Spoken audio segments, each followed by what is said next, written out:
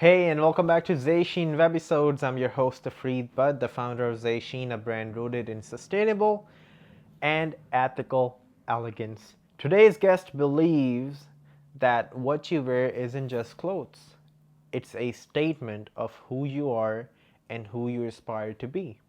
Jessica Georg of Grey Barn Door is a style and lifestyle created grounded in intentional curation, authenticity, and self expression. She helps people move beyond transit trends to build wardrobe and live aligned with their values. Through her platforms, Jessica guides her community in making style choices that speak to identity, purpose, and meaning. She uses her social media platform to encourage others to consider secondhand first when shopping for their wardrobe at home. She shares tips and tricks for shopping secondhand as well as reselling for a profit. I'm thrilled to have her with us today to explore how wardrobe can become a declaration not just of fashion but of self. So please welcome Jessica Georg.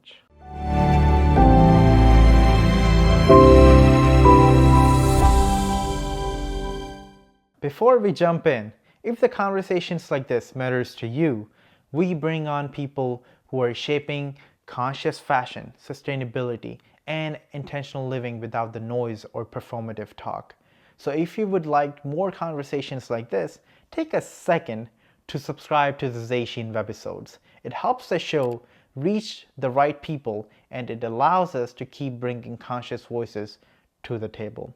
You can also share this webisode with someone who would appreciate. All right, let's get into it. Okay, thank you very much, everyone, for joining me here on the ZÁY SHEEN Webisodes. We are with our beautiful guest, Jessica Georg. Jessica, welcome to the show. Thank you for having me. Of course, it is my pleasure to have you on ZÁY SHEEN Webisodes. It's been a long time waiting, I believe. Yes, we've had a lot of emails back and forth. Yeah, right. I mean, almost all the guests that I'm having for the season 2, it's been a long time waiting because we actually been contacted before. Then, the series ended and now we're with the season 2. But yeah, I'm very glad we made it. Yes, I'm excited as well. We have Ah, lots to thank talk about. Oh yeah, we have a lot to talk about. We actually be talked a lot beside the podcast. So That's right. right. So exactly. Yeah, happy Thanksgiving too. It was yesterday. We are recording right after the Thanksgiving. That's right. Yeah. How Lots was to it? eat yesterday. About Uh, you, but eating all day long. what was in the menu? Turkey, of course. My Okay. brother fries a turkey, and then Oh, you also fried it. he fried one and then baked Wow. another. We had a lot of people, so needed a lot of food. And then mashed potatoes, of course, Yeah. gravy. Yeah. My sister-in-law did quite an appetizer spread as well, Oh. so we were munching all day long before the food actually went on the table. Wow, but yeah, it's worth it. I mean, it's once in a year, so That's right. it's Well, and then there's the Christmas holiday for us, so we're gonna have more food in just a few weeks. oh yeah, it's today is what 2028? Yeah, in less than 3 weeks or Yeah, 4 weeks almost. Wow, that's cool. Yeah, I'm happy that you enjoyed it. For me, as I said, I was just happy that I got a day off, so yep, that's that's enough always for me. good. Right. Okay, is my sound still cracking from your side or it's good? It goes in and out, I have to be honest, it's cracking a bit. I guess the more you move, Okay. Yeah, I try not but to be moving a lot. I usually move a lot. well, I'll let you know if I can't hear a question, but Oh yeah, please. as long as I can hear what you're saying, it'll be good. Okay, perfect. Thank you very much, Jess.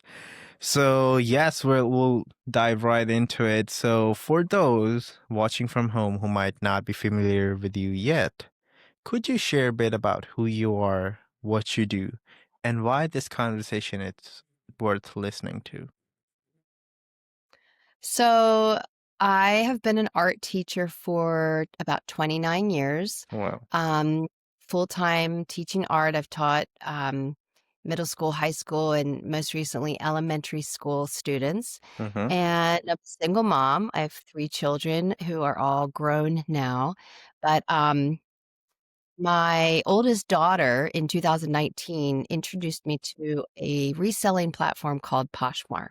Now, prior to that, I had occasionally I would take my clothing or my children's clothing to consignment shops when they had grown out of things or we weren't using things.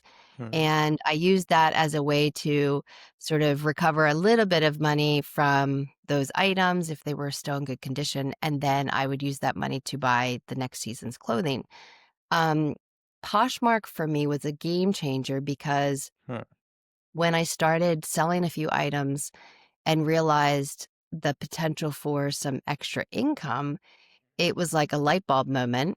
And so I started to intentionally go shopping for items that I could essentially flip for a profit. Hmm. Um, Prior to that time, I had always had secondhand clothing or even home furnishings in my life. I've just always loved a good bargain. I've always loved the idea of sort of rescuing an item that somebody Uh-huh. might discard, and if I could look at it as something that I could fix or paint or rehab somehow All and right. save it was always um, a good thing for me. Yeah. But selling on Poshmark and sort of accidentally starting a small business for myself, Hmm. uh, it just started to grow in a variety of ways. It grew in terms of just having that small business that I never intended to start, but Wow. then also it completely shifted my mindset in terms of how I consume things, Uh-huh. uh, both personally for my clothing, my wardrobe, but also things like my home furnishings. And even I've started to have a more open-minded approach to even gift giving, Hmm. uh, feeling like I don't have to go out and purchase something new. If I find something that's of value that um, someone I know can appreciate, um, and trying to help them to see the value in something that's been gently pre-loved. Yeah. It's just been a whole mind shift. Wow, that's really cool. So are you planning the same way to gift this Christmas? Um, there are items in my collection of gifts that are pre-loved. Hmm. And yes, I between the item itself or even the packaging of how I present the gift, um, Hmm. there's definitely secondhand elements in all of that. Yeah. Wow, that's cool. Better than buying something new. Um, and for those who not be also not familiar about Poshmark, what is it? What the platform looks like and what it does actually? So Poshmark is just one of many reselling platforms. It was Hmm. one that I don't know when they started, but it's not as old as platforms like eBay. Um, It started as they considered it like a social platform where they wanted their users to be interacting with it instead of just posting an item and forgetting about it. They wanted people sharing each other's items, kind of like if you're on, I don't know, Facebook or any of the other social platforms and you see a Hmm. post and you reshare it. They want people engaged in that way. Now, it's evolved a bit over the last few years, but it has grown a lot, and there are a lot of people that use Poshmark just to purchase items Yeah. if they're looking for something very specific. Uh-huh. Um, and then there are people that are just using it to sell items out of their own closet, not necessarily for profit, but just to help, um, purge things that they Hmm. don't need anymore. Yeah. And then there are people like me that have started to use it as an option to, have a little I don't wanna say a little. For me, it's a side business. There Yeah. are a lot of people that have done amazing things and have grown amazing, very successful businesses out of Hmm. res Yeah. and Poshmark is just one platform. That's It just interesting. happens to be the one that I favored just because I think it's very user friendly, but there are a lot out there. Right. So what do you think makes Poshmark stand out from other resale platforms like eBay or Depop? Um, I have not sold personally on Depop very much. I've sold just a couple of things. Mm-hmm. I haven't even opened Okay. the app in quite a while. But I know for the contrast between eBay and Poshmark, Mm-hmm. I think is the usability of it. Poshmark, you literally go from not having the app to having 6 items posted by the end of the day. Wow. And if an item sells, um, they will email you the label. They've got the shipping fees kind of Yeah. built in as seamlessly as possible. With Yeah. eBay, you have to know the weight, you have to know the size of your package, you have to know where it's being shipped to calculate all of the shipping costs. Wow. And That's even posting a listing, I think, is more complicated on eBay, mostly because there are so many options to describe an item, and hmm. Poshmark takes some of that complication out of it. Wow. So it's a more user friendly, especially for the new sellers who want to sell some things. They can try Poshmark first, and then they wanted to advance. They can go to eBay, I believe. Yes. Yes, Wow. in my opinion. There are a lot of people that do very well on eBay, and good Mm-hmm. for them.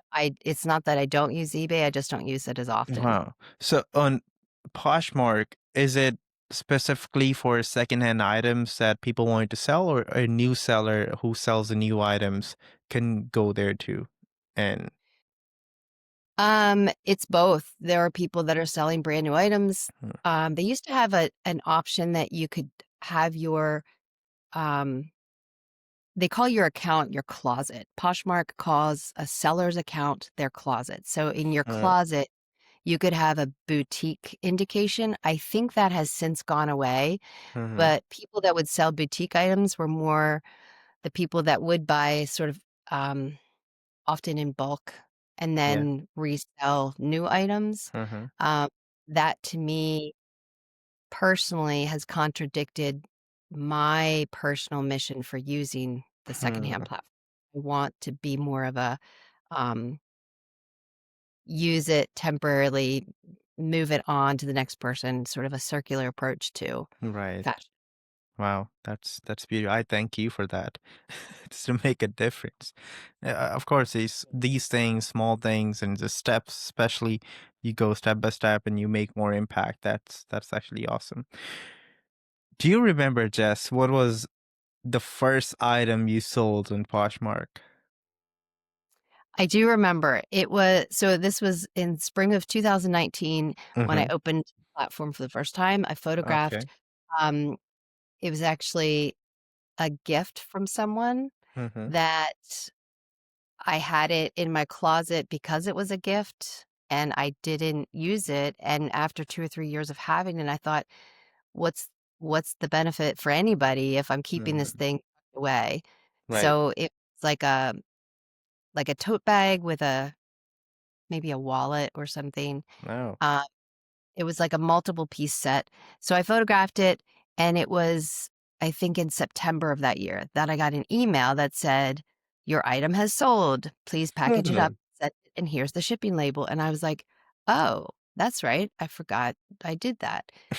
And I sent it off, and it was, like I said, it was that moment that I thought, "That was really easy." I, like, set it and forgot about it, and then, Yeah. uh, got the notice that it had sold, and then, after the buyer received the item, the money was released, and I was like, "Well, that Okay. was pretty good." That was good. That's authentic. That feels authentic. So when you first started selling, what were some of the biggest lessons you learned early on about pricing or finding the right item to list as you advanced into the journey? So that is, that's something that I'm constantly learning. because Mm. my, I guess, business model has evolved over time.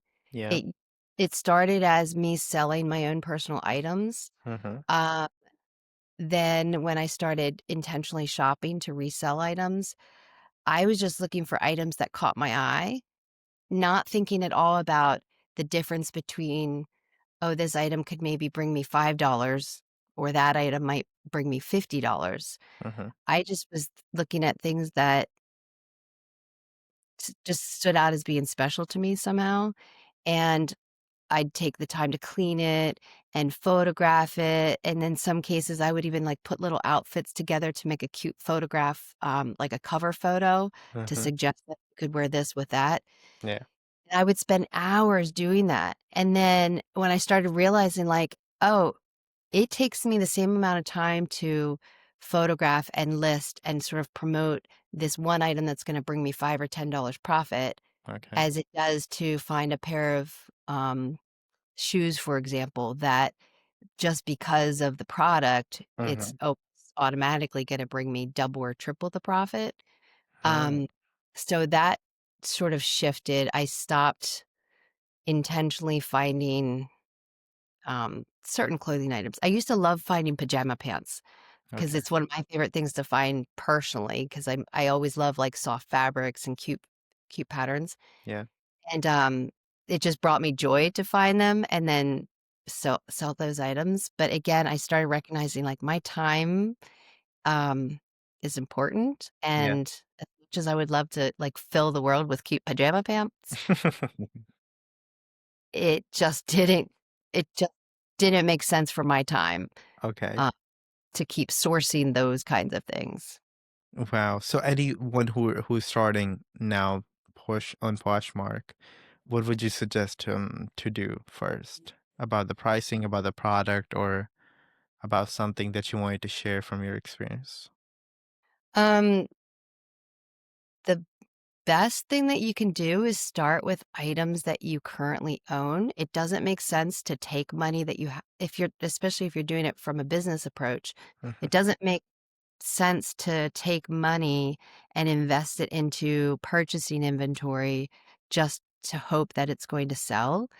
If Mm-hmm. you start with items that you already own, and you Yeah. can do this other selling platforms too, like if you have furniture items, you can use platforms like Facebook Marketplace. Yeah. Um, but start with the items that are currently just taking up space. I just sold a little table the other day on Facebook Marketplace um, that I could have kept it for another 10 years, thinking maybe one of my kids could possibly use it in their home.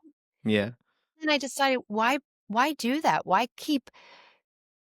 keep storing things just in case I might need it? Because the other thing that I've learned is the more I'm doing this, the more I recognize people are always selling everything and reselling everything. And so if you need a dining table, there are a million options out there just on secondhand platforms. If you need a pair of shoes, Mm-hmm. again, same thing. You can find them on these secondhand reselling platforms, Yeah. and the possibilities are endless. So why spend quadruple the money to go buy it new when it already exists somewhere in the world? And why are we like the people that especially rent storage units just so they can like stow their things away and forget about it for years? Um, it feels so, it just doesn't make sense anymore because Right. you can literally just keep it moving. Like if you need this table today for like your Thanksgiving or any celebration, buy a table on Facebook today, have your family over with 20 place settings, and then sell it tomorrow for more than what you paid for it. Wow. That that was a good one. I mean, I thought of that way before, but you gave me the pattern how we can think about and how we can use it. Of course, I believe it's a good financial decision. If you buy something secondhand, of course, it's gonna be cheaper. And then if you don't need it, just sell it again, right? Yeah. If So it's in a good condition, or if you can make it more better than before. It's a tricky thing that there are times that I sort of like question myself with like, I don't want to take advantage of people, right?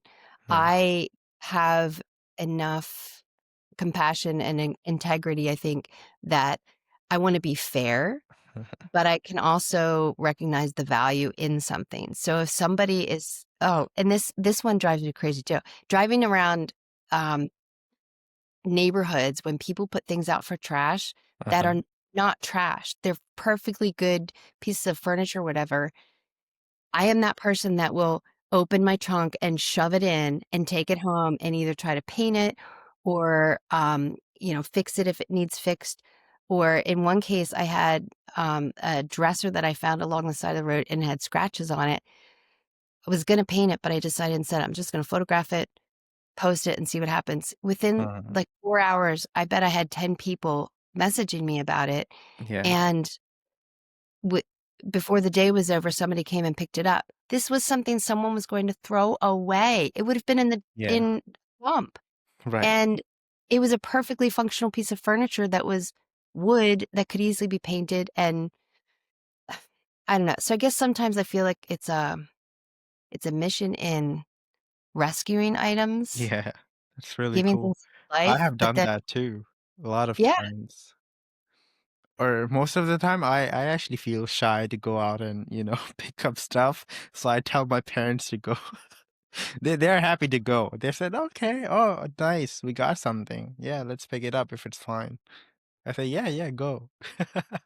I've given myself freedom to not feel bad about it Um, because the the urge for me to not waste, and I grew up, our family didn't have a lot. hmm, My parents always made sure we had what we needed. Um, but we didn't have a lot growing up. And I had friends that had more money and had like the nicest brand name items all the time. And I don't know, like when you recognize how hard people have to work to provide and to have nice things. right. And then you see the flip side of that, and people are so comfortable that they don't mind just discarding something Yeah. that somebody somewhere could use. Hmm. Um, I don't know. It's just that I really have a hard time seeing that happen. I am definitely a dumpster dive mentality person. I will climb into something to pull something out and save it. I Beautiful. will clean it first. I need Of, it to be clean and, of course, yeah. You clean it, you pick up, and as you said, if it needs anything to be fixed, you do that, paint it, and just sell it out. Or if it's for your home, you can use it at your house, yep. right? As a person like me who feels shy to go out and pick up stuff like that, even though I know that if I don't pick that up or somebody else, it gonna go end up in the landfill. It not gonna help anyone anyway. How can I overcome that? Um, I think if you focus on the idea that rescuing that item has value and it's going to provide joy or um, serve a purpose for someone that has a need, Huh. I think um, that will help drive you past that element of shyness or reservation to, like, what if somebody sees me? Or, oh my gosh, this is a little embarrassing because what if they see me taking their trash?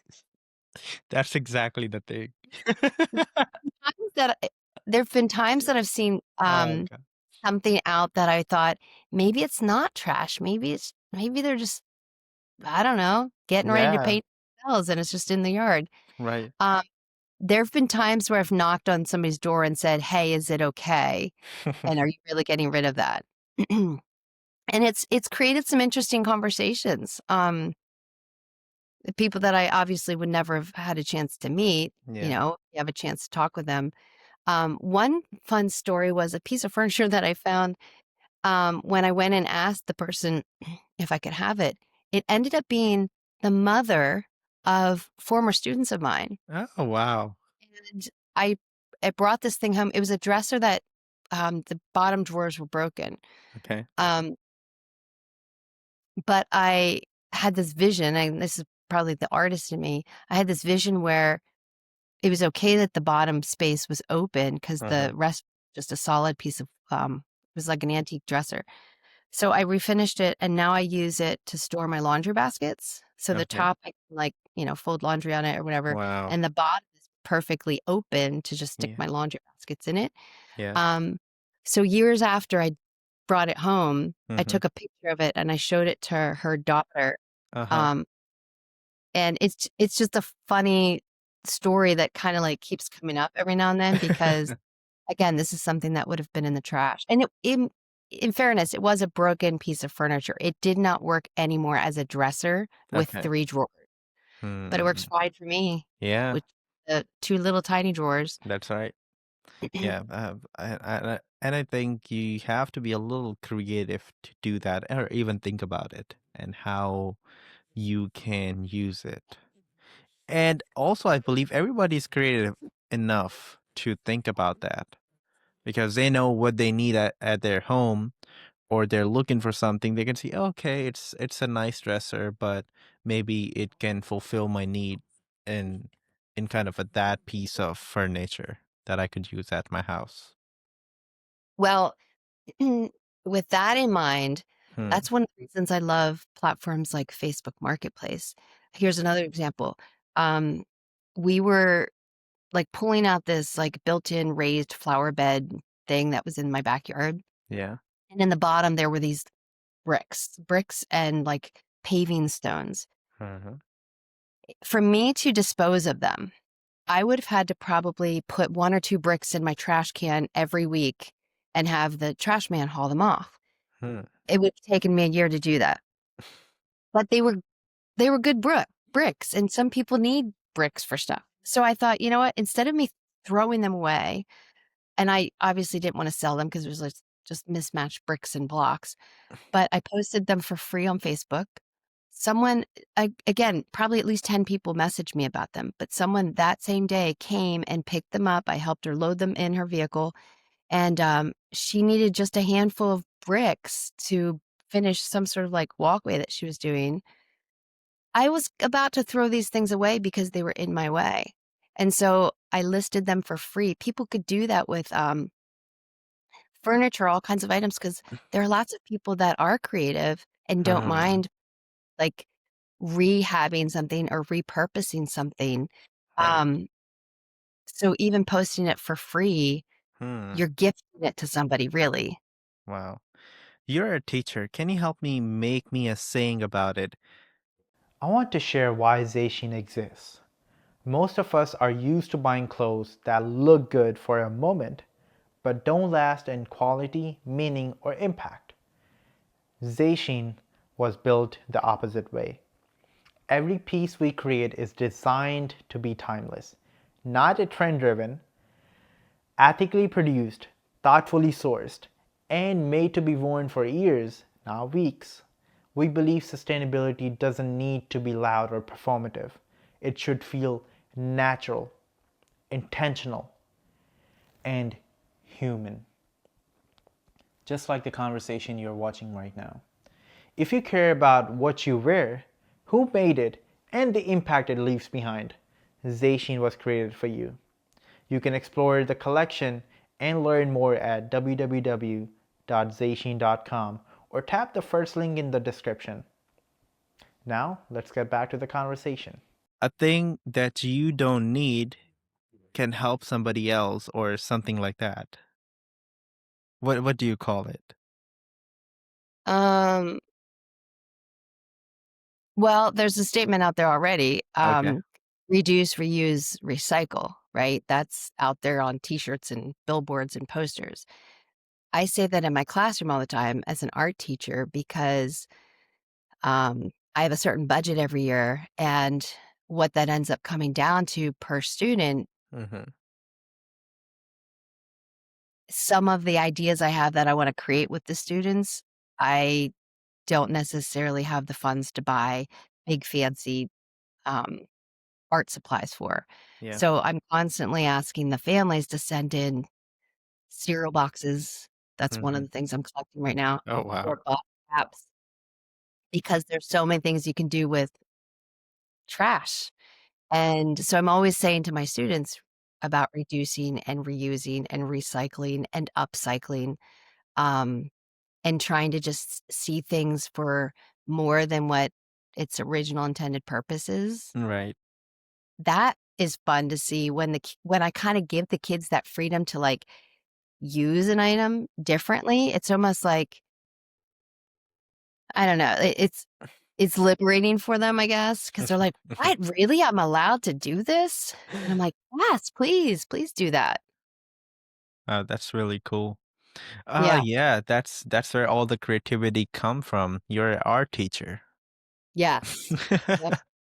I was that kid when I was little that, I would take the inside of the toilet paper roll and Hmm. try to make something out of that tube, and to this Yeah. day, collecting those things in my classroom, and the kids are making stuff with it. Yeah, I remember when I was a little kid. I mean, I still am, maybe. I used to collect those things, and there was a channel on YouTube, 5 Minutes Craft. You might have seen that. I Yes, used to yes. make things, watching that channel, and it was fun. Sometimes headache because you can't make exactly what they make, but it was a good, fun thing to try. Well, and when you watch children today, and you can see a difference between the kids who mostly just have some gadget in their hand at all times versus Hmm. the kids who are being given opportunities just play outside, Yeah. play in the dirt, Hmm. use art materials, use sports equipment. Yeah. Their motor skills are Yeah. completely different in how they're developing. And so playing around with scrap paper or art Yeah. supplies or building materials or whatever, and just letting your brain Yeah. like visualize what something else could be, Right. um, it's a good mental practice. It reminds me of a guest that we had on season one. She works in Hollywood. She make dresses. She's a designer, and she makes clothes, recycled clothes, and anything. What she says that when she was a little kid, her parents don't buy her toys. They ask her to make whatever she wants. So she make toys with whatever the stuff she has in the house, or borrow from friends or friends' mothers. She asks for the stuff, and make things out of that and play with them. And she told me that that makes her creative, that she can make an outfit with anything. Anything. She made, out of plastic, out of wires, out of, I don't know, whatever things she was telling me. And I believe that's how it slowly build the creativity in you. You have to be attached to it and working on it, and you get better by over time. So now I'm gonna have to go watch that episode because, Oh, that sort of thing fascinates me. I yeah. love Oh, costuming, that and was a great episode. Her name is Clementina. I'll have to Um, look her up. yeah, I'm actually in contact with her, and we're, working on some great project together. And I'm just happy to be in, so much happy to be in that team. I mean, I can't reveal too much here, but yeah, that was a good one. I think that was 1.5 hour episode or two. Yeah, that was a good. You said you started Poshmark in 2019, right? Yes. Over the years, I think it's almost like about 7 years now, 7 or 6. What are the things changes on the platform, good or bad? So one of the most recent things that they changed was their, shipping policies. You used to be able to use priority mail boxes, and they would ship it, priority, Mhm. and I'm sure cost is a big driving factor of this. So I used to with Instagram, I would help promote the idea that you can literally go to the mail what do you call it? The post office. Mhm. You can go to the post office and get free shipping supplies, which is true. Um, Hmm. I didn't know that. you can Can also go you? on their website. Yes, you can also go on their website and Okay. order free shipping supplies. So, for example, if Hmm. you're doing a lot of shipping, you could say, I need a bundle of 10, I don't know what a size would be right now, 7 by 7 inch box. I need a bundle of 10, or I need a bundle of 25. In a few days, they'll come to your door and you've got this big um, package of all these flattened boxes. Those are priority mail supplies. Hmm. Now we can't use those supplies. You have to use your own boxes, which is fine because I do that all the time anyway. But trying to get just the right size is a little trickier. Yeah. Um, and apparently, I haven't looked into this yet, but apparently now they have, again, free shipping supplies that are specific to the ground mail. Mhm. Um, so I have to look into that a little bit closer, but um, and obviously it's not really free because it's built into the price. The Yeah. idea that you get a box without paying anybody, Hmm. it's with the assumption you're going to put things in it and then pay the shipping fee to get the item over there. So Right. mm, it just essentially means you're getting the packages ahead of time without paying upfront costs. Hmm. But yeah, That's that's a really big cool. change. Sorry, my brain goes in all the different directions. So getting back to the question, other big changes, they for a short time they were trying to grow the platform, Mhm. um, and the market. Don't quote me on this, but I think at one time they had United States, Canada, maybe Australia. Um, they were trying to grow into the UK, and they Mhm. did for a short period of time, but I don't think that market even lasted um 6 months. Maybe if it was a year, I'd be surprised, but Yeah. almost as soon as they started to launch that platform in the UK, they Mhm. shut it down, and I still don't know what the purpose was for that. I don't know if it was the shipping complications, Yeah. um, but yeah, there were some people that were pretty disappointed because they were excited that they could also start expanding their reselling Yeah. options, and then Exactly. Mark went away. Yeah, I remember you told me. I also asked you another question at that time. Is Poshmark the is a US company? I would have to look that up. I can actually look at it now. I asked you 2, 3 times. I'm too lazy to search it online. Let me do it right now. Poshmark I feel like India was part, based in. but I don't know if I'm mixing up Oh yeah, it's my. Redwood City, California. So is India one of the areas that they have developed? So, nah, there's no name of India in it.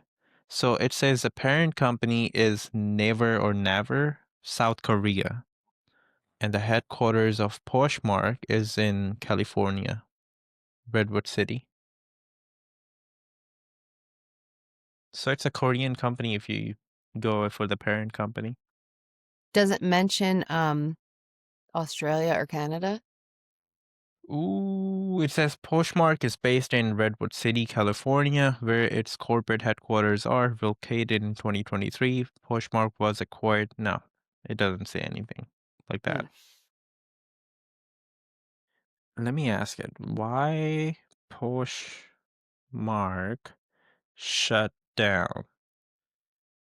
And you said UK, Australia, and India? India, I'm not as sure about, Okay, it but I'm says pretty New sure Australia. Zealand. Okay. Poshmark shut down this operation in the UK, Australia, and New Zealand to focus its investment and efforts on its core market in the US and Canada. The company cited the need to drive meaningful growth in its North American business. So yeah, they wanted to focus on primarily in the on US and Canadian market. So that's why.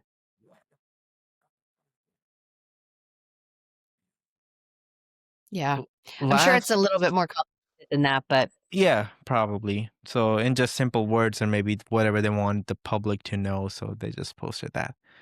Before we move to the next topic, I wanted to ask because you mentioned two platforms the most, Poshmark and Facebook Marketplace, which I think feel like these are your favorites.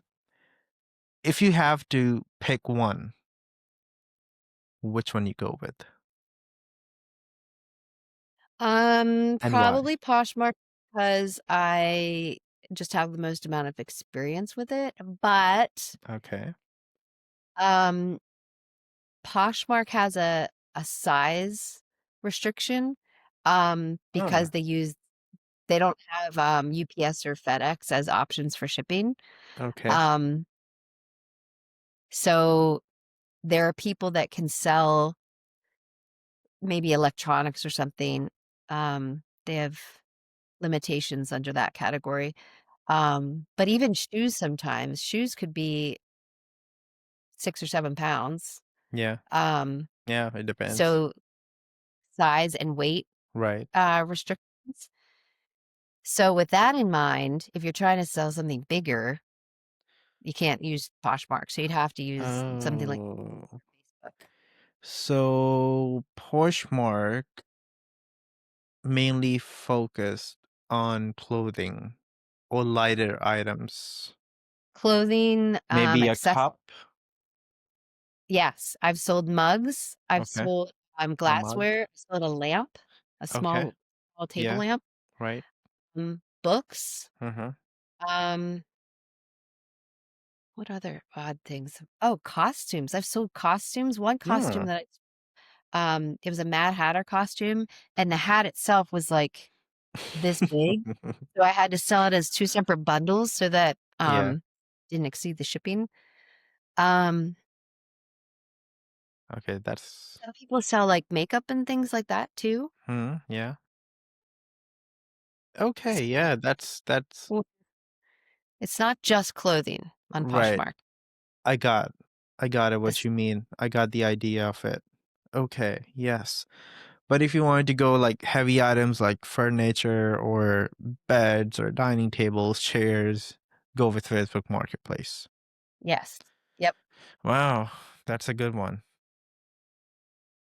Thank you very much, Jess, for explaining me this within the details and that definitely helps me understand the market, both sides, Facebook market and Poshmark. And I definitely hope the people who listen to it, they got some ideas too, or maybe they can start. Actually, if they have any questions, they can definitely comment down under this video. I'll let you know whatever the comments I get. Is there any way they can contact you too or connect So with you? the easiest way is probably to find me on Instagram. You can Yeah. find the handle that I use for my business side of things is Gray Barn Door, all Mhm. one word, spaces. Um, Gray is Grey, Gray Barn Door. And then the handle that I use when I'm sort of showing off my secondhand outfits Yeah. is Jess Articulated, all Hmm. one word. Yes. So you can find me there, message me on Instagram, Yeah. and we can Beautiful. connect. Yeah. Yeah, it's not over yet. Usually I ask for social media when we're about to ending our episode, but it's not end yet. But definitely all the links that Jess just mentioned, you can find it into the description of this video. Okay, next segment of ours is rapid fire. Okay, Are you ready for that? sure. Sure. First question. One word your wardrobe would say about you. Um,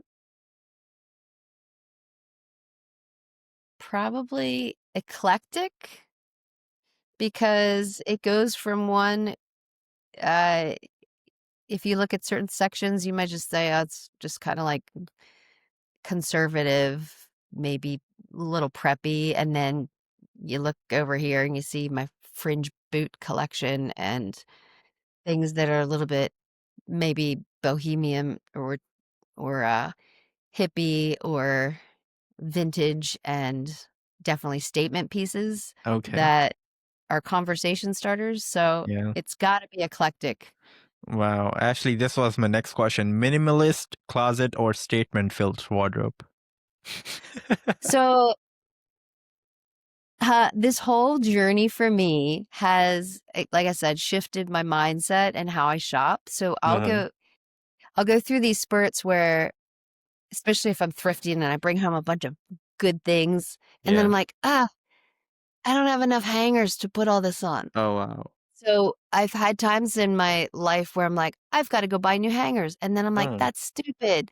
I just need to prioritize the items that I want to keep and Hmm. get rid of some of these items. So I'm trying to, like, That's as I beautiful. bring things in, I try to get rid of things. So I keep Yeah. the hanger collection Right. in mind. Um, Ah. Lately, I've also started to look at things like, do I need this many jeans, or can I Hmm. just start paying more attention to which ones do I pull from the most? And Hmm. those would be the ones. In fact, just this morning, I put 3 pair of jeans on my bed thinking, I don't wear them enough. Why am I keeping these? So they're the next ones to go on Poshmark. Wow. That's cool. I actually like the jeans that you're wearing right now. That's a good color. Well, thank you. Oh yeah. But actually that's actually a good one. You can count the hangers that you have in your wardrobe and try not to exceed it. If you're buying or you're planning to buy new items, think about the one that you have in your wardrobe. If any of them you don't wear enough, just donate it or give it away to somebody who can wear it or sell it on Poshmark, That's right. right? Okay, yeah. That's a good advice. Thank you. Favorite go-to outfit when you need a boost of confidence? Especially you're a teacher, so I think you often need it. Um, I think I'm most comfortable in Mm-hmm. probably jeans, or summertime, it's jean shorts. I will never not Oh, love wow. cut off jean shorts. Um, Have you ever made it by yourself? Cut yes, any jeans? Wow. all the time. Mm, Um, and then I think I wear a lot of graphic t-shirts, like band t-shirts. mhm. Um, because I feel like those you can kind of dress up or dress down. You can put a blazer on with it, or a Yeah, cardigan, right. uh, or just wear them on their own. Yeah. In So yeah, summers? yeah, same thing.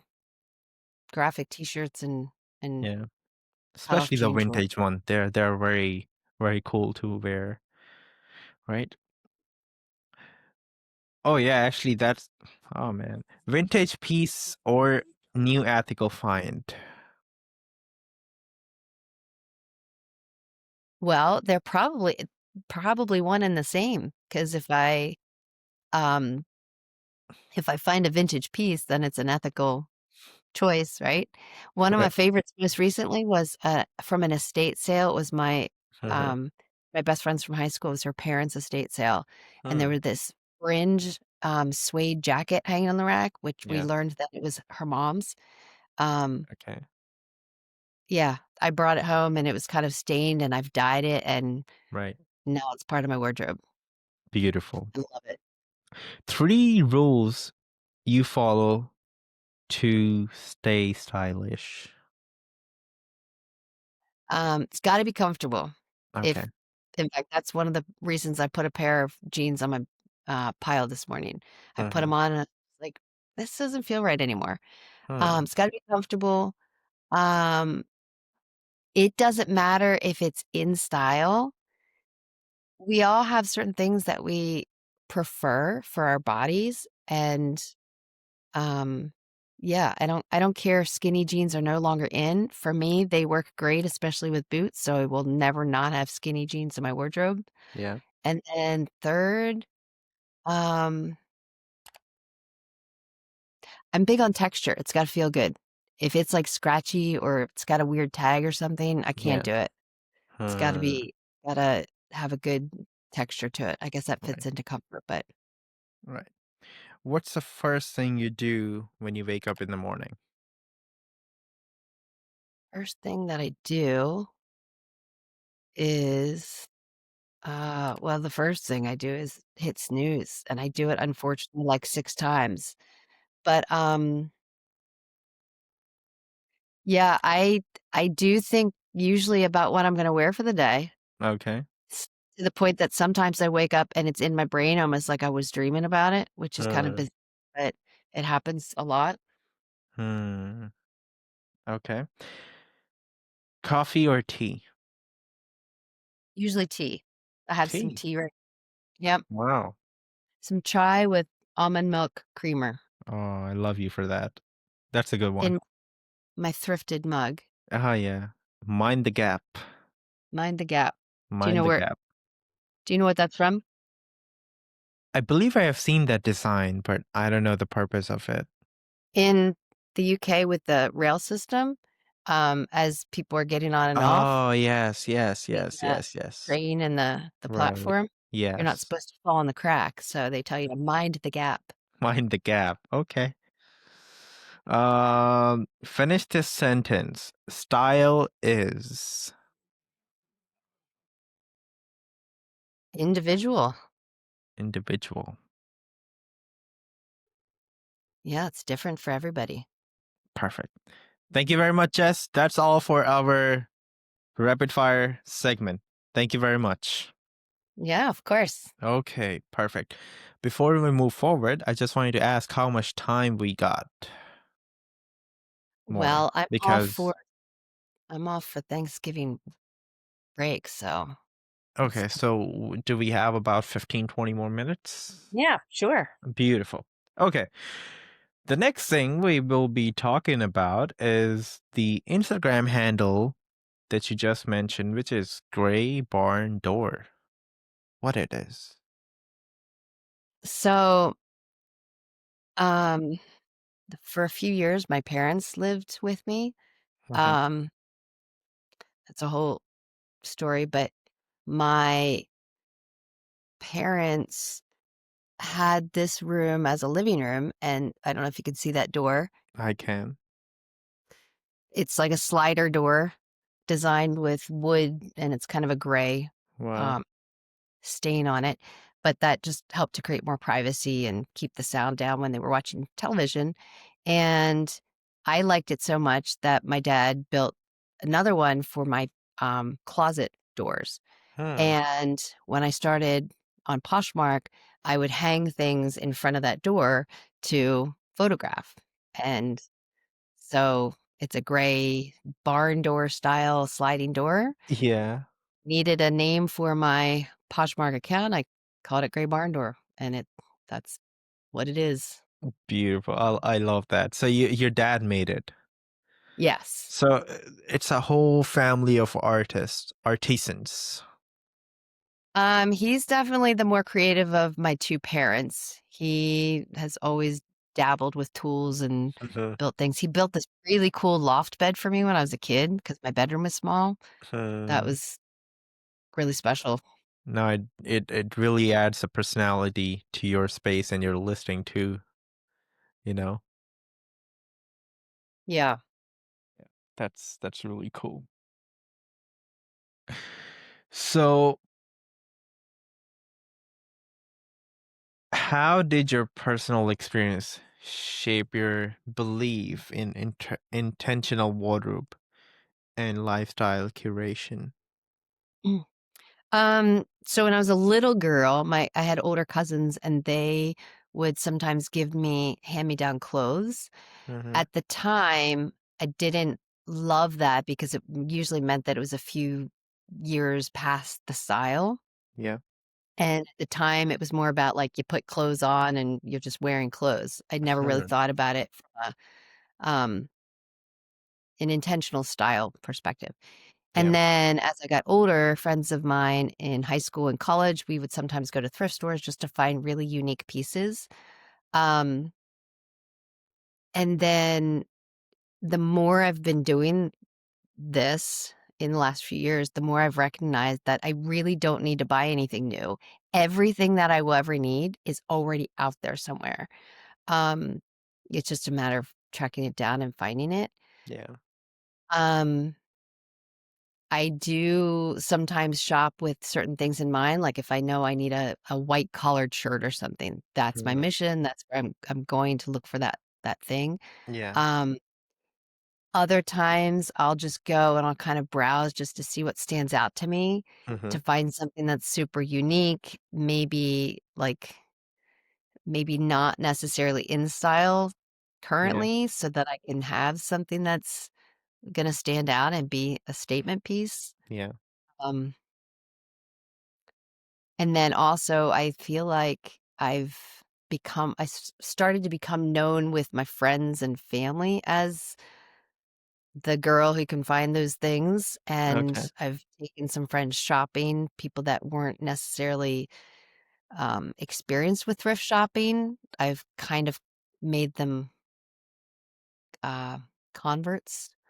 Yeah. Now, a couple have said they can't stop thrift shopping because when they need something for a new season or whatever, they go to the Yeah. thrift store first. Right. Makes sense. It's always the best decision, right? Yeah.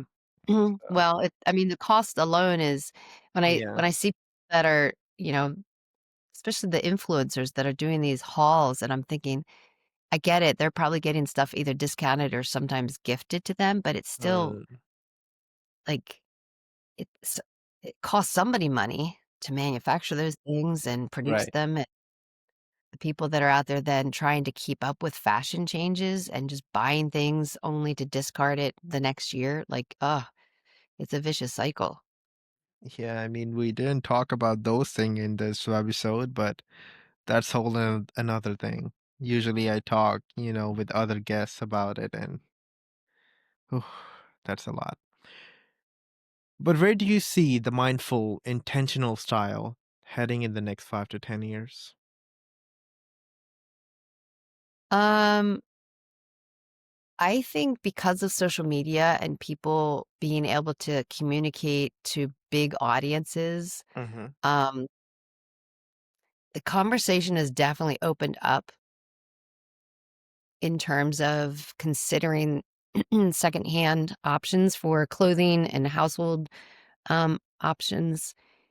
And I think I told you about my experience with meeting Phoebe Gates recently. Yeah. Phoebe Gates, for people that don't know, is the youngest daughter of Bill Gates. And this is a family that, I mean, it's no secret that they don't struggle for money. Um, and yet she and her best friend have made it their mission most recently to develop their own platform to help people find um, secondhand versions of specific items. Right. And having somebody like that be a voice for circular fashion, Hmm. um, someone that wouldn't need to just look at thrifting clothing or accessories because of saving money, but Right. she's doing it from the eco-conscious approach and recognizing the impact that fast fashion is having on um, families that are working in the industry who don't get paid a lot of money, Hmm. the child labor, the wastefulness, Right. mm, the massive piles of things that are being shipped away to other countries to just sit in piles on the beaches and the landfills, and um, the fact that celebrities are starting to be part of the conversation about being more um, conscious Right. with consumption. I think it's going to continue to grow. Exactly. What role do you think educators or creators like yourself can play in shifting that mindset toward more responsible consumption?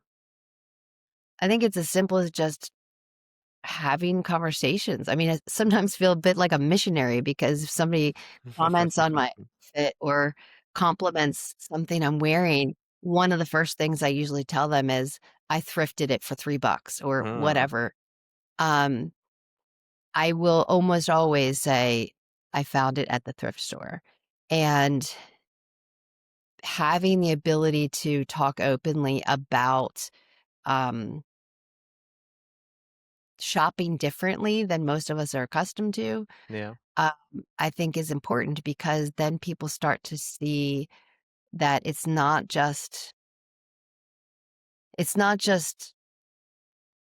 going to a secondhand shop because you can't afford to go to a different store. It's about recognizing that you don't need to buy brand new things, because one trip to one thrift store to see the size of the space and how much stuff is in those spaces just waiting to be rescued, because Hmm. that's like the last step before they go to the landfill. If they don't get picked up at the thrift store, they get thrown away. And Yeah. yeah, I think it can be as simple as just a conversation and an open dialogue about um, shopping and consumption. And Yeah. yeah, No, that's such a powerful way to normalize secondhand. Do you think social media has helped make that conversation more mainstream? Like, absolutely. And that's a great word, normalizing it. It is, think, starting to become more normalized. Yeah. Um, but we still have a ways to go, especially when we've got the other people sort of, um, maybe not intentionally, but they're kind of their campaign is working against our campaign when they're like, "Look at my um, Shein haul, my Temu haul, my Amazon clothing haul." Like, those are all people that are actively growing the problem. yeah. You ever tried Haul as an social media influencer? Every now and then I'll do something with if I bring a big bag of stuff from the thrift store, I'll show off what I've got. And I love to show it in terms of like this giant bag I brought home for $100. Whereas you probably, it's hard to find jeans or a pair of shoes these days in retail shops for less than $100. I don't know Hmm. how people do it. It Clothing is expensive, and it's just getting more expensive. And now that I've seen with my eyes that I can buy a whole outfit for less than $15, why would I spend any more than that? I Hmm. get like good stuff, like brand name things, sometimes still with tags on them, finding at the thrift stores. And I don't know, Yeah. yeah, I can't go back. Yeah, you just mentioned about the big bag of $100 from the thrift store. So I wanted to ask how you think we can make thrift hauls or hand finds feel just as exciting as, those fast fashion hauls online. Um, I think I don't know the answer to that, but I do know that personally, I get excited when I see other people Hmm. doing them, especially when they do something like they start with their Pinterest board, like, "Look at this cute trendy outfit. What Yeah. can I find similar to it over here at the thrift store?" And then Right. they put something together that is just as stylish or trendy, Hmm. um, and in many cases, better quality items, Yeah. um, for probably less than some of the fast fashion brands. Yeah. Right. Uh, that personally is very exciting. Right. I love doing it. I love the challenge of it. If somebody said to me, "I want this outfit," I'll be like, "Give me an hour, I'll be back." And I'll go find a few pieces that would fit into that aesthetic. And, Right. um, What I believe, correct me what you think, or let me know what you think about it, is because I've been in this stuff. The thrift hauls are better, first of all, if you prioritize your financial condition, definitely gonna save you tons and tons and tons of money. like a big bag for $100. If you compare that to a pair of jeans from fast fashion, which not gonna last you long, and you're paying for that for 150, that simply eliminate that. Second of all, the thrift store, you're getting the stuff which already been used. Nobody reproduce it, and you just buy that. And especially, I believe the thrifted jeans are more better than buying a new one. I agree. Because the quality that we had before of the jeans, they don't make, like that these days. They just, like thin fabric, or something like that. They just put whatever the style on top, and that's it. They think the jean is done, but it's not. Not to Jeans, get broken in a little bit more so they feel better. exactly. That's right. The jeans should be made for last, so long. I I have seen people who kept the jeans of their grandfathers, and or like that, for over 65 years and still wearing that. Wow. Yes. So it's and of course you would have to be understanding the behind the scene thing, or the impact of thrifting clothes, right? Yeah, So these are just simple things that people should be more aware about. And, that's actually the whole idea of having this type of webisode too, and have you on this show, so people can be more educated. People should be know the options than wasting their money on some, fast fashion brands, or buying something new when they can actually get more by paying less, right? that's right. That's exactly you described in this episode, and I'm so happy that we did that. And now people can see how many options they have, That's right? right. Awesome. So, what advice would you give to someone who wants to start sharing their own um sustainable journey on social media? Uh, Social networking is all about networking, right? So social media, you start with nothing, no followers, you're not following anybody. You create your accounts, um, and then you begin to grow. Um, it's such a powerful tool, and you Yeah, don't necessarily know the you don't know what opportunities are out there. And one great example is this. We know each other because of social media, um, exactly. which is pretty cool. Um, but if you're just starting, it can be overwhelming, especially if you're looking at some of the bigger, like influencers, the bigger accounts. People have been doing it for a while and think, oh my gosh, they've got 100,000 followers. I've got 6. Well, 6 people is enough to start a conversation. And if you're passionate about something, um, share your share what your passion is and Yeah, start that conversation and let it grow. And then yeah, other people come into the conversation exactly. and just, see what happens. Yeah, as long you get the right audience, even those 6 people that you mentioned, you're doing the right thing. You Yep. don't need anyone from the wrong audience and having thousands of followers and not getting anything back, or who don't care about what your message is. So, right. I love that. Thank you, Jess. Yeah, of course. Last question regarding this is, what legacy do you hope Great Barn Door leaves for future generations of style seeker or conscious consumers? Well, the biggest thing for me is my kids, because I have 3 of them. One is getting God married bless. next summer, Oh, wow. but Send me they're the all invitation. okay.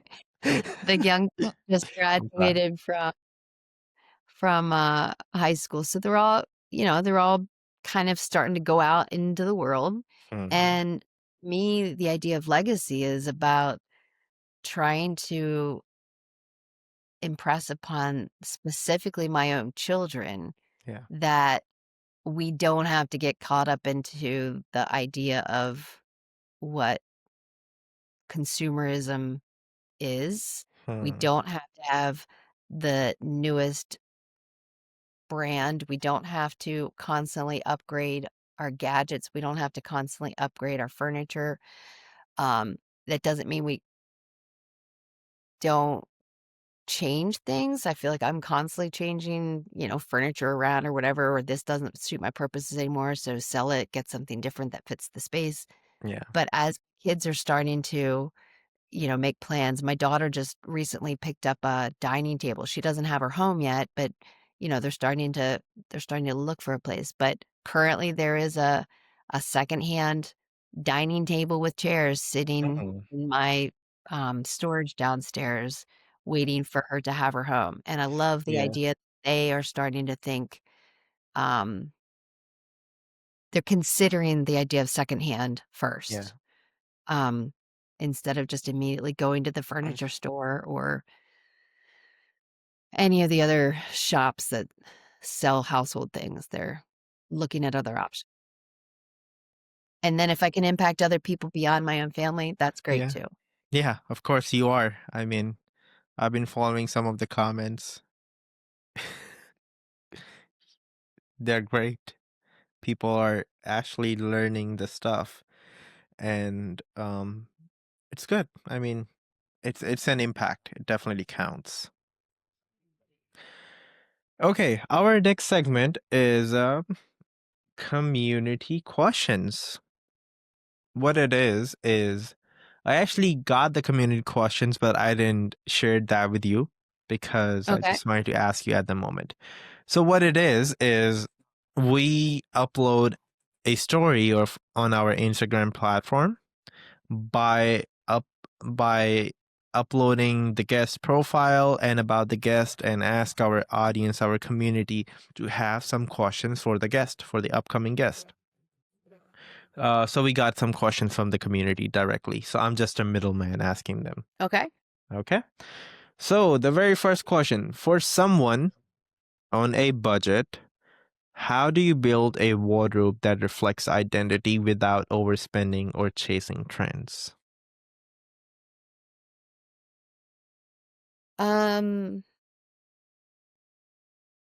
so I have a friend that recently changed sizes because she's been consciously focusing on our diet and some exercise. And she was talking about um needing new clothes for the new season to fit. Hmm. And of course, I instantly mentioned the thrift store. She had some ideas in mind of what she needed, Hmm. and you can do that a variety of ways. You can either start with your wardrobe and decide, oh, I don't have any black pants, or I need a new um, dress that fits into multiple occasions.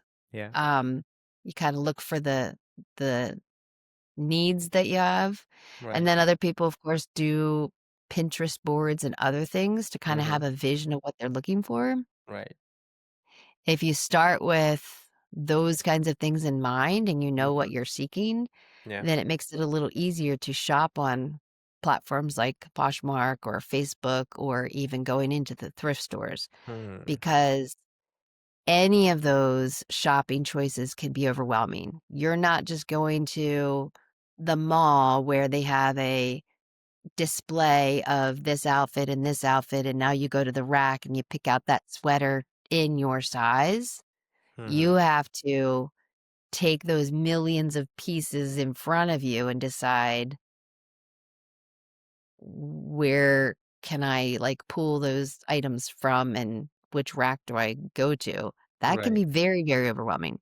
Yeah. But if you know you need a blue striped shirt, Hmm.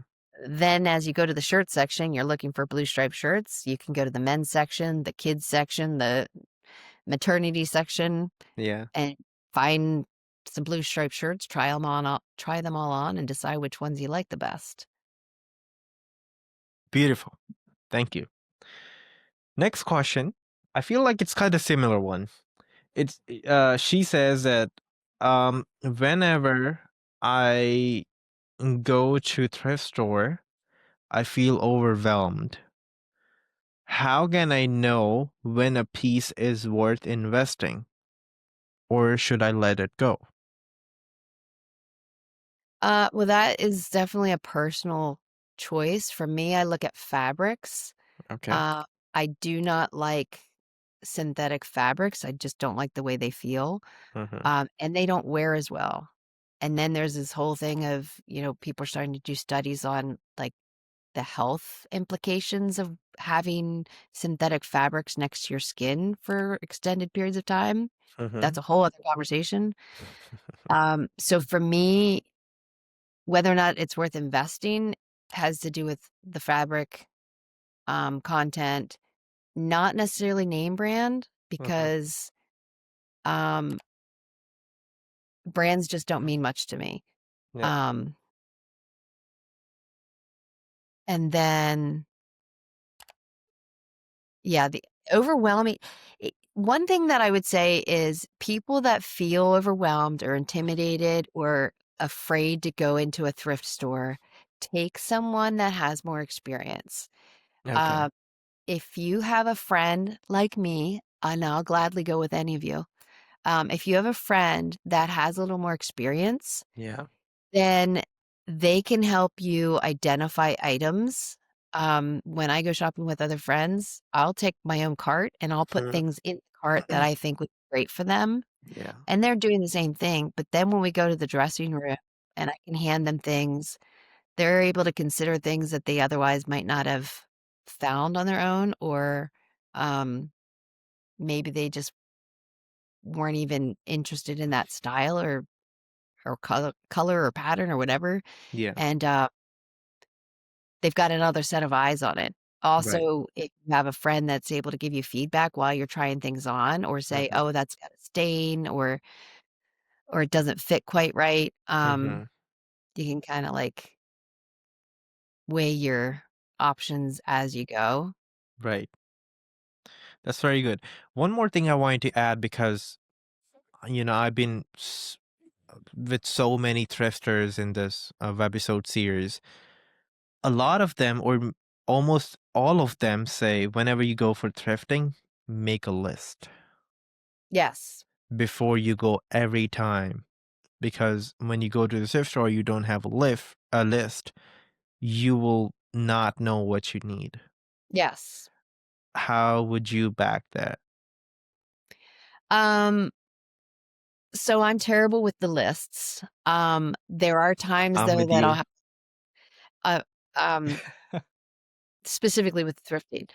But that's partly because I'm also reselling. So I'm trying to keep an open mind about like, oh, this is an amazing Hmm. shoes. I can flip it for some Yes. profit. It's not Right. specifically, but if I'm shopping for myself, Mm-hmm. absolutely having the list, then I know I want a cable knit sweater. I want a button down shirt. I want a pair of wide leg jeans. And if I can find a pair of nice boots, that would be great. And then those are the spaces that I'm targeting when I'm shopping. But Right. back to the idea of having the list, but going with an open mind, Yeah. because if you've got um, I don't know, I keep going back to a white collared shirt. If you have a collared shirt on your list, Mm-hmm. it might not be in the women's medium section that you find the shirt that's going to work the best. It might Yeah. be in the men's department. Yeah. In fact, there might be a woman's shirt hanging in the men's department because it was just put in the wrong spot. Right. But if you're focused on white shirts, Hmm. then as you're going up and down the racks, you'll look Hmm. for white, you'll pull them out, and you'll take a look at them. Right. Um,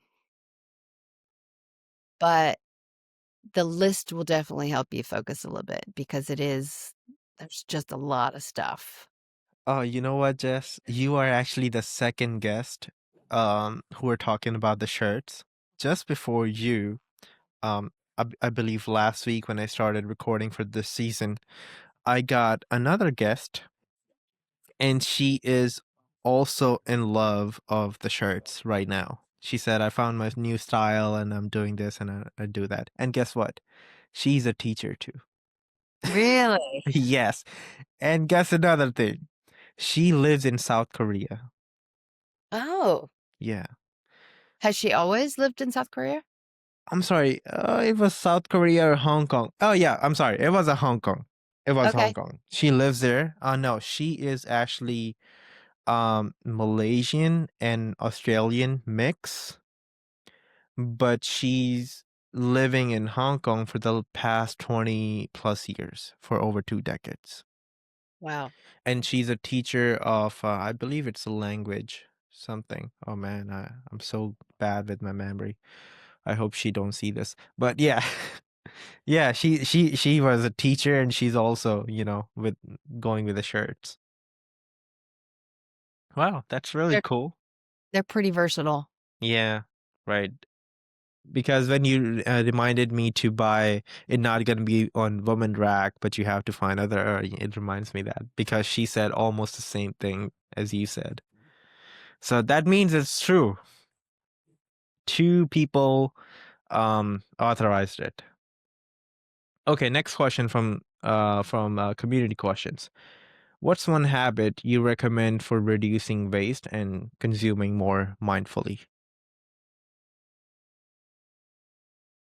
Um, I think pausing and taking your time. Huh. Um, even though I love to thrift, I've got 2 daughters. Go to the malls. I am, in lots of different stores. I go to Target, Yeah. but it's easy to get it's easy to be attracted to something you see on the display or see something in an advertisement and think, "Oh, wouldn't it be great to have that or those new pillows or that candle or whatever." Taking time to really pause and think, "All right, am I feeling drawn to purchasing this just because I'm feeling impulsive, or is it because I really do need this because my candle's all burnt out?" Um, and then also for me, thinking about where is this going to go? What am I doing with it when I get home? And if I start to feel anxious about, I don't have enough hangers or I don't have a space in mind to put this piece of furniture or this accessory or whatever, then that for me is like I talk myself out of that. Now, if I can say I really wanted a smaller side table for the living room because the other one's too big, Yeah. bringing the smaller one home tells me now I need to get rid of the other one. Right. And so I try to have a habit of like almost immediately posting and listing and trying to keep that circular living, um, keep that keep that pattern moving. Right. Beautiful. Last question. Okay, yeah. This is actually the most asked questions on from the community questions, always with almost Okay. all the guests. She says, Jess, you look so comfortable and confident in what you wear. Which you just mentioned too, you would have to be feeling comfortable in the things. But anyways, you feel so confident and comfortable in what you wear. How can I find my style? Um, wow, Another personal question. that's um that's hard to answer for someone else. I can tell you for me, Mm-hmm. something happened around the so I'm 54. Something Oh. happened for me around the age of 50 where I started recognizing that like I'm I'm not in this for other people's um um I don't need to be affirmed by other people. Huh. If I'm drawn to something, if I like an outfit, if I like a um something for my wardrobe or something for my home, if I know that it brings me joy, Huh. that's enough. And that brings confidence. So there's something for me about my age that just kind of almost immediately gave me that like nudge to like focus on me more and less on what other people think about my choices. Yeah. Then there's also something about having a social media account and like because I'm an art teacher and there was a course that I used to teach where I did a photography unit. I Mm-hmm. started doing a lot more selfie photography and just looking at it from a standpoint of like how can I get interesting angles or interesting compositions. And because I'm always around, I can use myself as the subject. So that was part of my motivation to take a lot more selfies. And then I started having fun with it. And then I started incorporating my secondhand outfits into it and sort of showing them off and like having that dialogue with other people Right. that look secondhand fashion. Um, the more you see yourself in the outfits and have interaction with other people that um, have the same love for those things, it Hmm. just like I don't know, it's just like an automatic built-in um excitement. And when you are excited about what you're doing, that Yeah. helps to grow confidence. Hmm. And then also if Makes you're taking sense. pictures, you're looking at yourself from a different angle than just seeing yourself in a mirror reflection. Right. And you can maybe be a little bit more not critical, but like you can kind of it's for me it's always about like the like an artistic, I guess, Hmm. expression. So I can look at it and be like, "Oh, I really like the shape of that against the shape of that or the texture of this with that." Um, that's helped me with my wardrobe building Hmm. and my confidence building and my just artistic expression with Yeah. experimenting with clothes. Yeah. And that's the other thing about thrifting. Like when you're not spending a lot of money Yeah. and you understand how to resell, it takes the pressure off of like Wow. buyer's remorse because you can try something and Right. wear it one time and then give it to Wow. your friend to wear or sell it to somebody else to enjoy. And That's beautiful. That's yeah, actually another angle we never discussed before. If you because um buying something, if it's not gonna fit you, just resell it as a yeah, reseller that we have yes. platforms. Oh, I'll definitely mention it in the other episode. Right. That's really cool. It's definitely take off the pressure. You don't, you just be more Well, free-minded while doing it. when you think about it's almost like the idea of borrowing things. We all just Hmm. everything's temporary, right? Because we're not Yes. gonna it's not like I'm gonna be buried with all of the things that I've accumulated in my life. It will become somebody else's burden probably Yeah. to get kids don't want everything that I own. Um, so if you think about it as like everything is temporary, I Hmm. my daughter's getting married next year. Most of the time when you have a special event, you're not wearing the same thing you wore yesterday. You're probably Hmm. wearing something new and special. And so Yeah. my one of the things I'm looking for in the next 6 months or so is some sort of outfit for her wedding. Yeah. I recognize that I'm probably going to be purchasing it and wearing it once, Yeah. but that doesn't mean I'm discarding it or Hmm. I'm certainly not putting it in the back of my closet to never wear and Right. never be seen of. Yeah. I will probably find it secondhand somehow. I'm actively looking for something. Right. And then when I'm done wearing it, I will let it move on to the next person. Or just, two best options that you can possibly visit. The first one is renting. Yes. That's a good Yep. one. Or I had another guest on season one. She had a sustainable wedding. The whole wedding was sustainable. Even her wedding dress was thrifted. Her, the flowers she rented, the plates, she actually brought the plates that she had in her home and asked her friends to bring the plates. She didn't wasted food, and that was a whole another thing. But yeah, that's a good option too. I love I that. I love Yeah, I love that everything too. that because that is an example of an opportunity that could be filled with Mm-hmm. single-use things. Yeah. A lot of people buy things just to have a nice celebration at a wedding. Hmm. And if you have the mindset of somebody else might need this, I'm going Right. to, share it with them. I'm going to give it to them. I'm going to sell Right. it to them, whatever, and keep it moving. Yeah. Too many people just are like, well, I'll put this away. I'll put it in a box. Maybe one day I'll need it. It can become a burden. Our Yeah. stuff can become a burden. And Right. I want less and less of that kind of burden in my life Hmm. Right. because it's just not why add that kind of stress to myself? I need more Hmm. space stored my stuff that I never use. Yeah, It's silly. that's right. Just I wanted to ask some follow-up questions about the things that you mentioned before.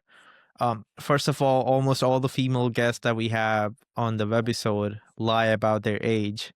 But anyways, that's your choice. But is there any certain age when people stop caring about the looks or the clothes they wear?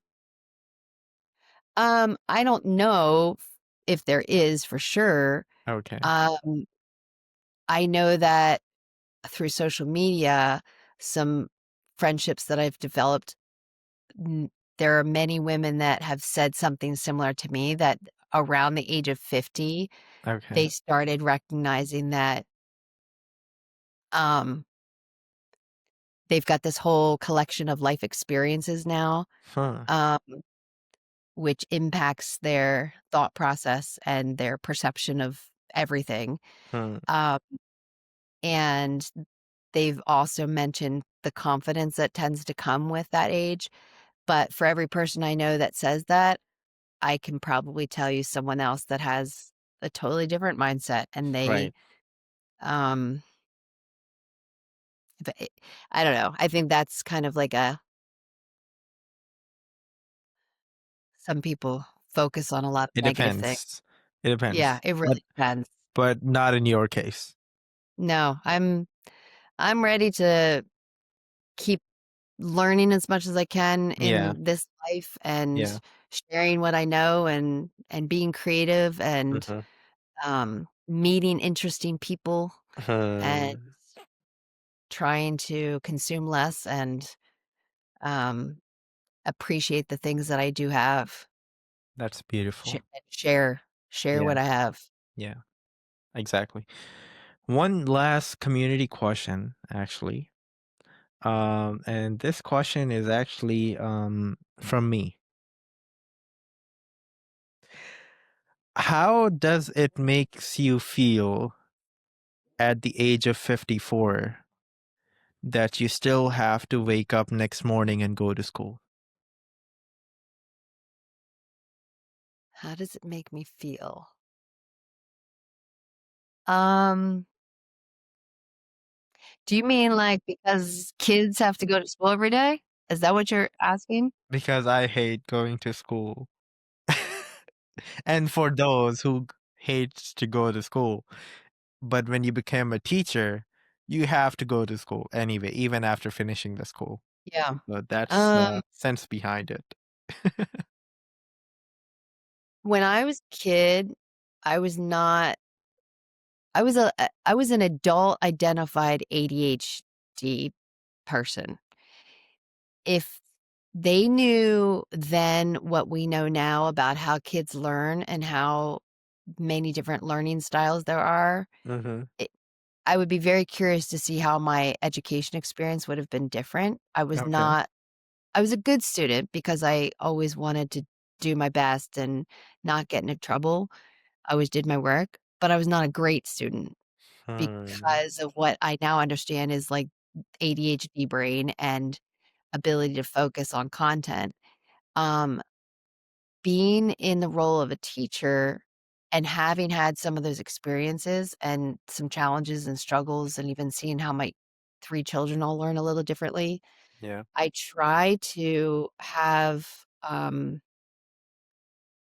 I try to have an open mind to my students because I recognize that they're all going to be different and how they Hmm. learn is going to be different and what they're interested in is going to be different. And Yeah. even though my subject is art, and I know that not all kids are going to want to grow up and be an artist or even love doing art, Mm-hmm. I try to help them to understand that creating and being mindful of how art impacts our lives, Mm-hmm. it applies to everybody. It doesn't matter if you're picking out paint colors for your house or you're picking out your new vehicle or you're putting an outfit together. Yeah. Art will forever impact everybody's life. It's in our billboard designs, it's in our Right. shopping experiences, all the stuff. Yeah. Um, The nature and is art. yeah. So I try to just help them enjoy the learning process. Mm-hmm.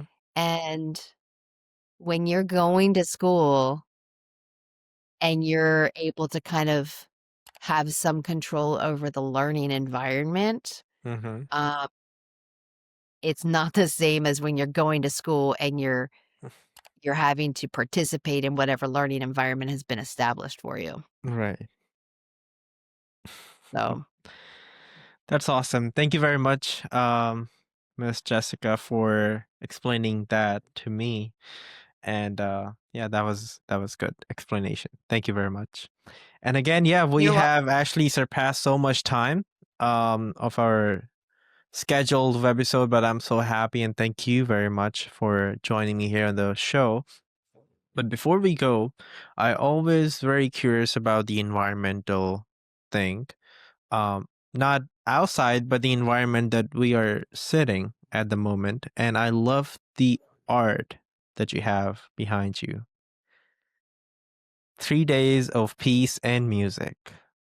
So this is something I found on Oh, Facebook. wow. Oh, It's nice. a Woodstock poster. Um, and I'm sitting on a couch that I found on Facebook. Now, I Mm-hmm. will say plush furniture is one of the things I'm not as excited about getting secondhand just because it's not as easy to clean or Yeah, right. you just don't know We never know. Right. getting. But this was something that a family had purchased and only had a short time Yeah. and decided it just didn't fit their space. So I did Yeah. find it on Facebook at a good Mm, price. And right. yeah, I'm looking around at this room and I'm going to say probably 75% of the stuff that's in here is secondhand, which is kind of cool too. Wow. You are the perfect example. I'm so glad. I don't know about that, but Yeah. I try. You try. That's all we can, right? We all can try our best or the given moment opportunities, right? Okay. Thank you very much. Anything, Jessica, that you wanted to share to the people before we end up this webisode? I'm just happy to be here. I think it's super cool how you and I met and um every time we've had a chance to have a conversation, it doesn't matter what the question is, it always goes in six different directions. There's plenty to talk about, and I just appreciate Right. the opportunity. No, I actually wanted to talk more about the student and the schooling systems that we have right now and over the years how it got changed. But because of the time, I feel like that we won't be able to, but definitely we'll discuss it in the upcoming future episodes, That sounds good. right? Again, where people can find you. Instagram is probably the easiest. So Yes. Instagram at Gray Barn Door or Mm, Instagram at Jess Articulated. mhm. And um, on Poshmark, it's also Gray Barn Door. Make sure you spell gray with Grey and all one word. Yes. Um, and I am happy, more than happy to help answer people's questions if they are trying to get started buying as a secondhand consumer or Yeah. if they're interested in trying to resell. Right. I try to be generous with what I know. So Hmm. gatekeeping over here, I'll answer any questions people have. Beautiful. Thank you very much again, and thank you very much to all the listeners of this episode. And I'll see you guys with the next one. Take care. Thank you. Thank you. Oh, actually, all the links that she mentioned, you can find it into the description with the Poshmark link, with the social media link, and with any other resources that you might sharing with me. You can find it into the description for sure. Okay. Thank you and bye again.